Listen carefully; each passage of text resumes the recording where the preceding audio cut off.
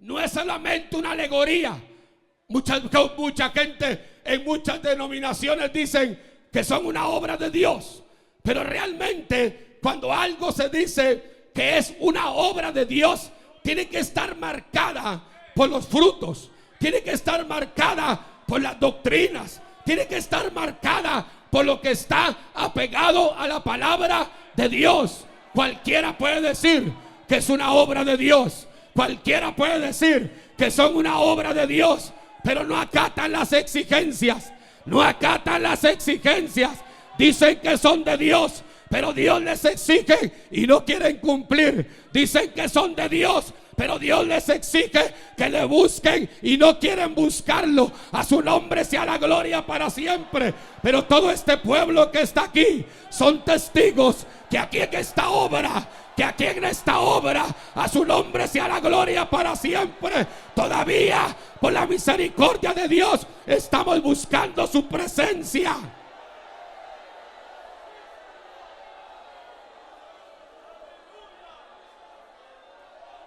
Vea, hermano. Vea, hermano y hermana. Dice, no temas, porque Jehová hará grandes cosas. Bendito sea el nombre del Señor. Mire lo que dice el 22. Animales del campo, no temáis, porque los pastos del desierto reverdecerán, porque los árboles llevarán fruto, porque las higueras y la vid darán frutos. Pero póngale cuidado al 23.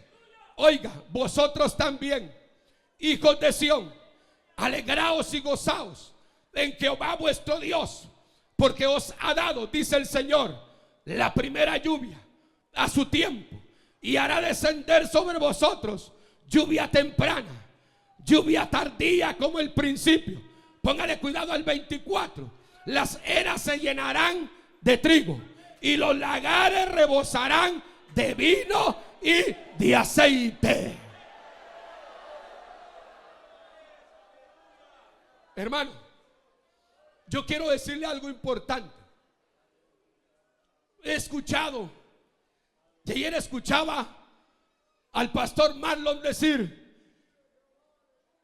que viene una lluvia para esta obra. Pero yo quiero hacer mención a lo que antecede a esa lluvia. Quiero que me comprenda en esta hora. A lo que antecede a esa lluvia. Porque si usted observa cada vez que va a llover, pues algo antecede. Por ejemplo, quiero darle un ejemplo. Por ejemplo, cuando yo estaba sirviendo a Dios en el área del Petén, en Sayaché, cada vez que iba a llover, siempre le antecedía un fuerte viento. Cada vez que iba a llover, se empezaba a soplar fuertemente el viento. Y todo el mundo sabía a recoger sus ropas, a recoger las prendas, porque se miraba como la nube se empezaba a mover, pero le antecedía un fuerte viento que todo lo que estaba flojo lo hacía temblar. Un fuerte viento que todo lo que estaba seco lo tiraba para allá. Un fuerte viento que todo tronco podrido se caía. Un fuerte viento que toda rama seca se caía. Un fuerte viento que todo árbol podrido se caía. Y que revesuen.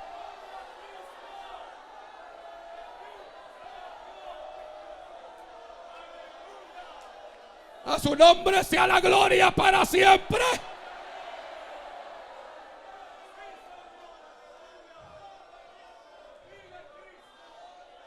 El Señor está diciendo, el Señor está hablando y está diciendo: a su nombre sea la gloria para siempre, porque os he dado la primera lluvia a su tiempo.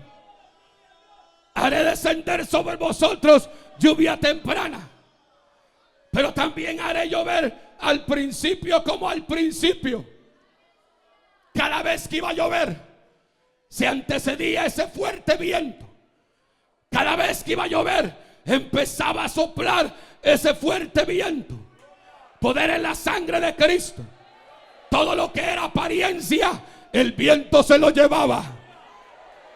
Todo lo que era apariencia, el viento se lo llevaba. Todo lo que aparentaba estar fuerte, pero por dentro estaba seco, el viento se lo llevaba. Porque el viento anunciaba una gran lluvia. El viento anunciaba que había que agarrarse de donde podía para que el viento no se lo llevara. Que había que agarrarse porque el viento venía. El viento que soplaba, el viento que se llevaba la paja, el viento que se llevaba el tamo, el viento que se llevaba la hipocresía, el viento que se llevaba la falsedad. El viento soplaba, soplaba, soplaba.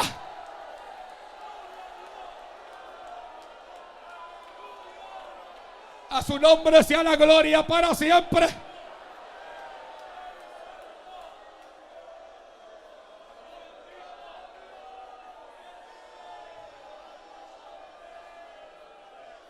Oiga, hermano, oiga, en Belice cuando se acercaba un viento huracanado, se levantaba una bandera roja. Se levantaba la bandera y todos decían: ya se levantó la bandera. Esto quiere decir que ese viento llegará en 36 horas o en 72 horas. La bandera está levantada. La bandera roja ondeaba. Poder en la sangre de Cristo en las costas de Belice. Y todos los beliceños entendían que había que correr a afirmar las láminas flojas. Que había que agarrar el martillo y clavar. Que había que asegurar todo lo flojo. Que había que asegurar todo lo torcido. Que había que asegurar todo lo que estaba por caerse. Porque la bandera ya estaba levantada. Se acercaba una gran lluvia. Poder en la sangre de Cristo para siempre. Y la bandera ondeaba en las costas de Belice, anunciando que había que afirmarse. Anunciando que había que afirmarse. Porque si no te afirmabas, el viento te iba a llevar.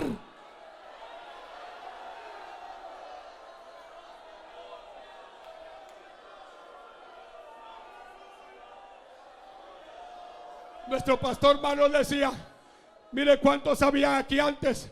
Ahora ya no hay algunos. Ya no hay algunos. ¿Cuántos habían ahí antes? Tampoco ahora ya no hay algunos. ¿Qué pasó? ¿Quién se los llevó? ¿Quién los arrastró?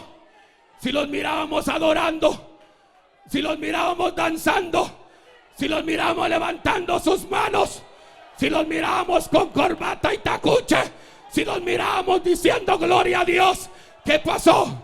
Porque el viento se los llevó, porque el viento los arrastró, porque el viento los sacó corriendo. A su nombre sea la gloria para siempre.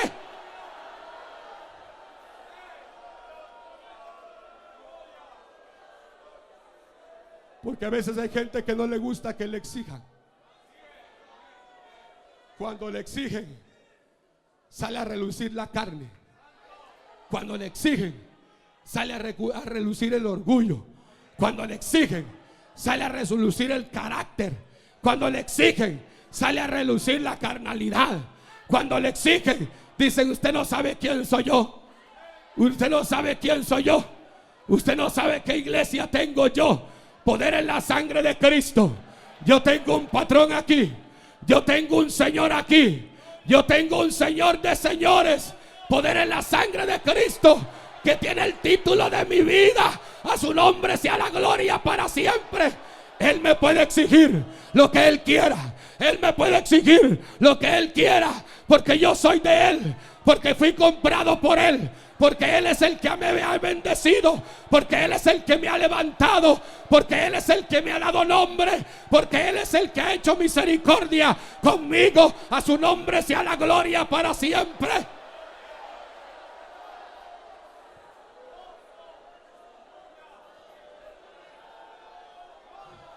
Acompáñeme al Evangelio según San Mateo.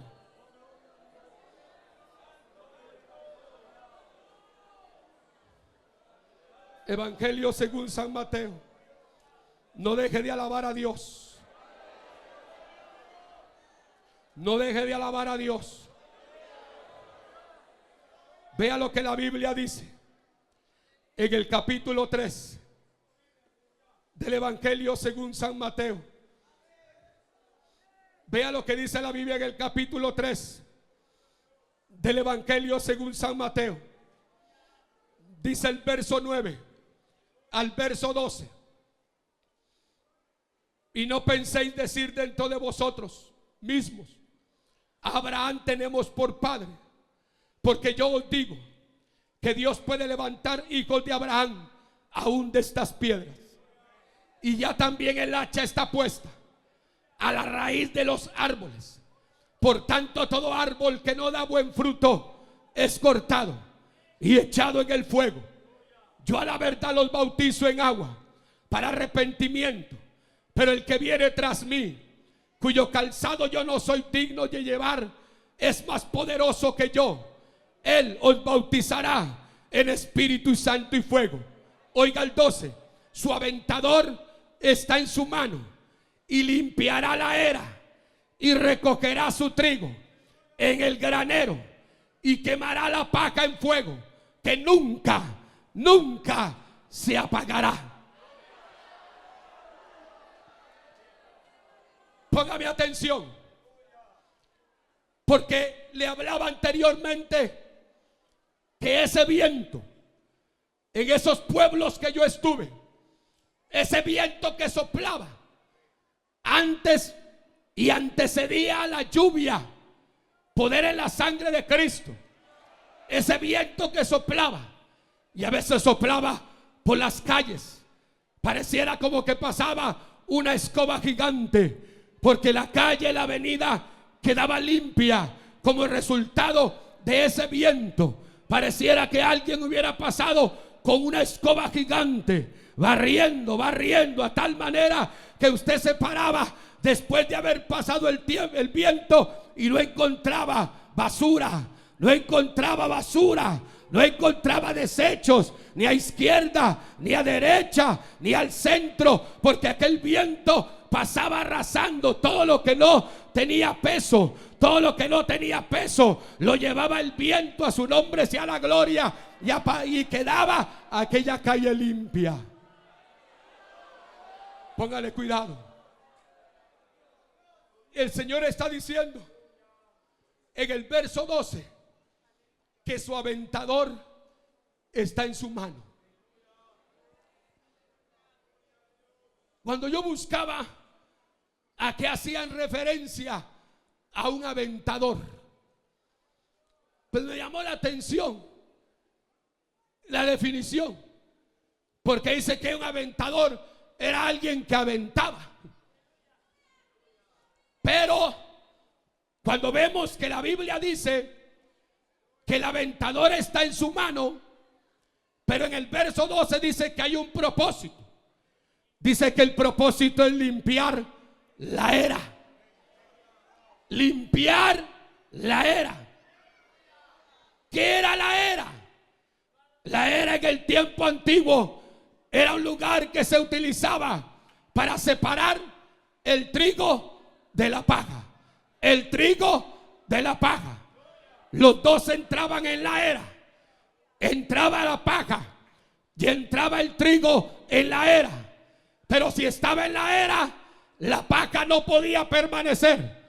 Podía permanecer en la montaña, podía permanecer en los cerros, podía permanecer a las riberas del río. Pero cuando los quintales de trigo entraban a la era, entraban a aquel lugar que fue construido, que fue edificado, que fue trabajado para algo, para separar la paja, para que quede solo el grano, para que quede solo el trigo. Poder en la sangre de Cristo. Cuando los quintales de trigo estaban en la era, aparecía el agricultor, porque ahí estaban los quintales ya sobre la era. Generaban bulto. Poder en la sangre de Cristo. Pero no todo lo que estaba ahí era trigo. había que procesarlo, había que trabajarlo, había que limpiarlo, había que trabajar.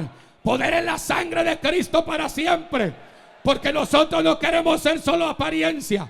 Por eso entramos a esta era, a esta era, a esta era cuyo dueño es el Dios de los cielos y de la tierra. A esta era donde lo que entra tiene que ser limpiado, donde lo que entra tiene que ser sacudido.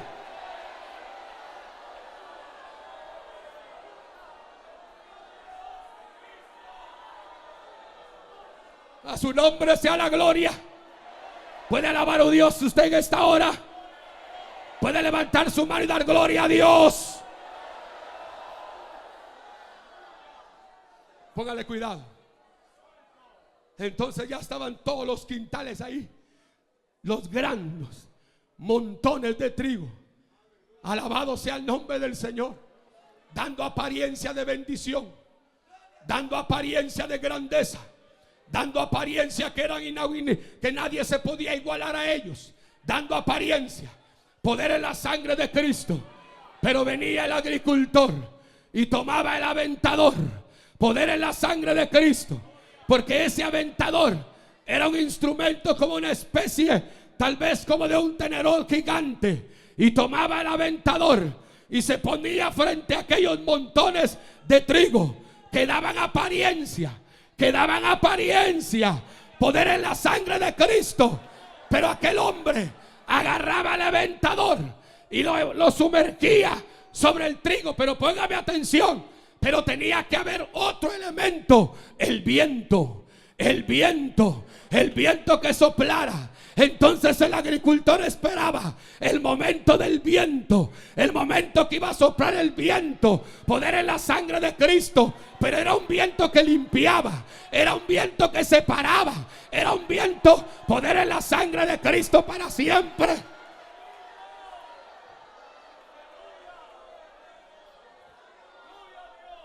Y entonces esperaba el momento. Y cuando se daba cuenta que venía el viento, metía el aventador y lo metía con fuerza y lanzaba el trigo. Y entonces en el espacio de la tierra y el cielo soplaba el viento, pero lo que volvía a caer era el trigo y la paja. Anda la vaquinda, la va y que rebesuenda. Esta era es de Dios. Esta era es de Dios. Esta era es de Dios. Y Dios la quiere limpiar. Y Dios la quiere limpiar. Y Dios la quiere limpiar.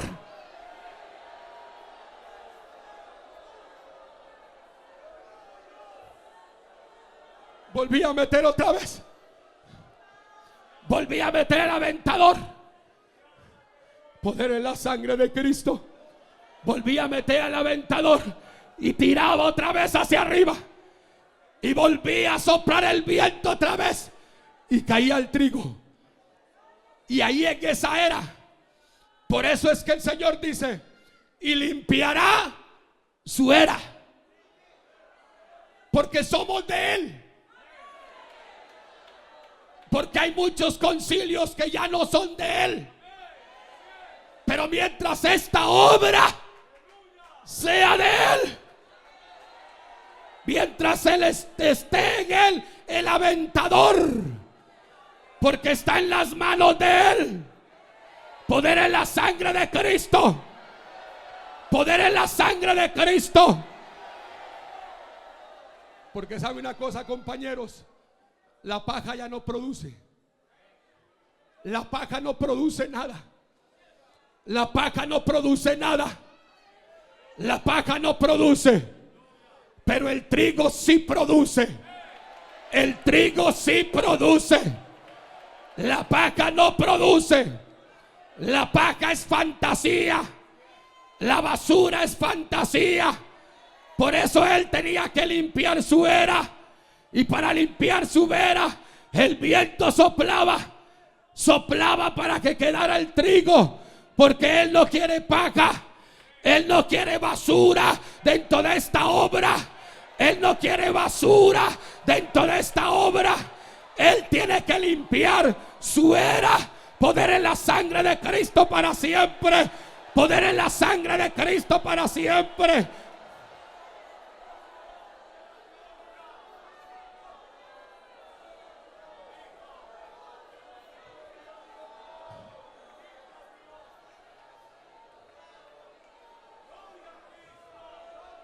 Oiga lo que dice en el Evangelio según San Lucas. Si me acompaña. Capítulo 22. Dele gloria a Dios. Capítulo 22. Bendito sea el nombre del Señor. Y oiga lo que dice la Biblia en el verso 31. Qué bueno es el Señor. Y verso 32. Dijo también el Señor a Simón: Simón, he aquí Satanás os ha pedido para zarandearlos como al trigo. Pero yo he rogado por ti. He rogado por ti. Y he rogado por ti. ¿Para qué? Que tu fe no te falte. Que tu fe no te falte. Y tú, una vez vuelto, confirma a tus hermanos. Poder en la sangre de Cristo para siempre. Hermano, mucha gente a veces piensa que de parte de Dios no hay exigencias. Ya hay mucha gente que piensa, escucha lo que le voy a decir, que a veces esas exigencias vienen de la mano de un hombre. Póngale cuidado de lo que le estoy diciendo.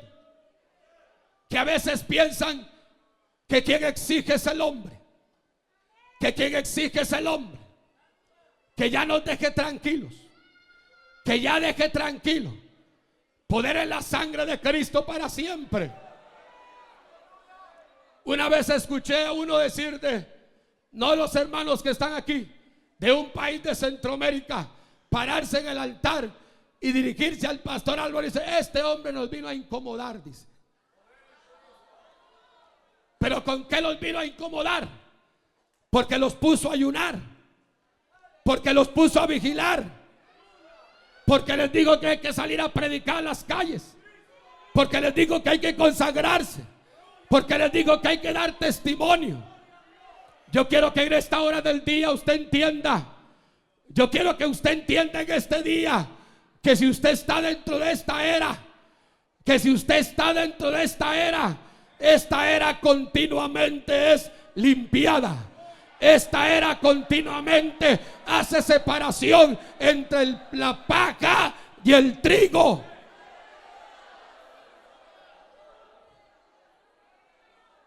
Vea,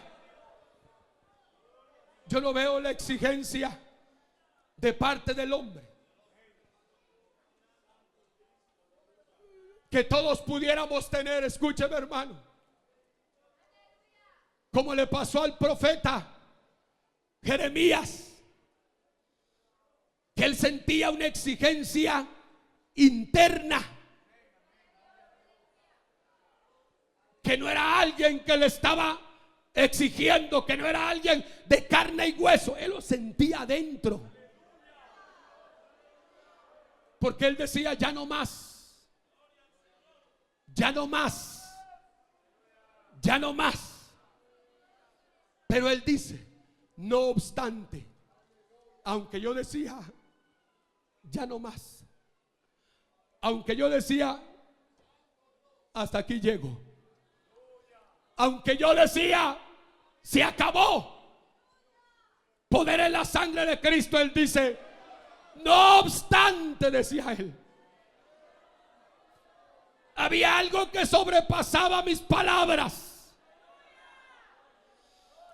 Había algo que sobrepasaba mi estado de ánimo. había algo que sobrepasaba mi dolor. No obstante, yo dije, ya no más. Ya no más. Ya estoy cansado. No veo la bendición. Lo que veo son críticas. Lo que veo son señalamientos. Lo que veo son chismes. Lo que veo son críticas. Lo que veo que es por causa de tu palabra. Me señalan, me persiguen, pero me gusta la palabra que él dice: no obstante. No obstante, había algo dentro de mí que me exigía. Había algo en lo interno de mí que me exigía. Que él lo refleja y lo testifica como un calor. Que él lo revela como un fuego. Yo decía una cosa, pero aquí adentro había otra cosa. Yo decía no, pero aquí había algo que me quemaba, que me ardía, que sentía que era como un fuego. Dice él, lo sentía en mis huesos. Lo sentía en mis huesos. Y él dice, traté de sufrirlo. Traté de pelear contra eso. Traté de pelear contra eso. Pero en lo interno de él había algo que le exigía. Había algo que le decía. Él lo entendía, que le exigía que no era momento de volver atrás. Que no era momento de desanimarse. Que no era momento de decir no. Que no era momento de creerle al diablo, que el Señor lo reprenda.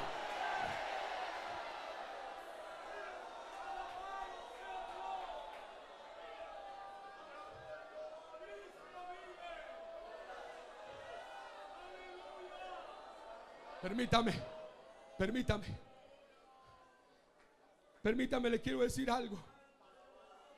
Y permítame dar esta interpretación propia del Salmo 42, versos 5 y 11. Óigame. Usted encuentra aquel hombre de Dios llamado David.